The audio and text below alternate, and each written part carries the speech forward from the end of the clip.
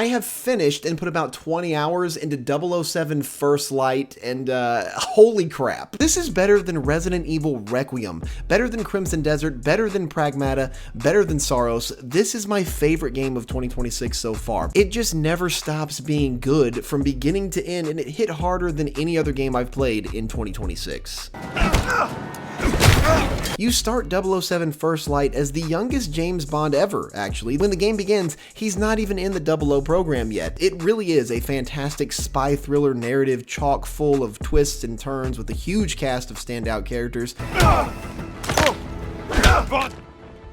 The gameplay here is also great. I love the variety that's on display throughout this game. Yes, you can go full John Wick mode most of the time if you want, but you can also channel your inner Sam Fisher and sleuth through the shadows and take people down close quarters without ever being seen. And of course, Bond turns into Hitman plenty of times here. The hand-to-hand combat even reminds me of Jason Bourne, but no matter which badass white dude with a gun you feel like copying in the moment, this Bond can do it all, and all of it is equally viable and fun. The gameplay also blends directly into the mission design and the pacing of these missions. Since this is an IO interactive game, the creators of Hitman, by the way, there are a great collection of Hitman-style missions where you're not just blowing everybody away, you go in inconspicuous and try to blend in. Maybe in a nightclub with lots of beats and partiers filling up the dance floor while you're trying to find a secret contact to get crucial information out of him. Maybe at a fancy chess match in a palace filled with the rich and famous trying to track down a rogue agent. You might find yourself in the middle of a desert filled with pirates trading illegal contraband trying to get into an invite-only auction. Not only are these missions varied in scenery, but they're varied in options.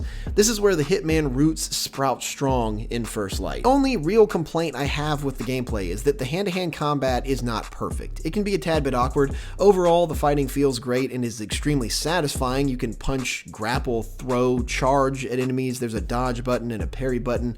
Again, it's varied like all of the gameplay here is, but it still manages to feel a bit awkward at times. All of these missions and gameplay pieces flow together so well, and we have to talk about this game's pacing.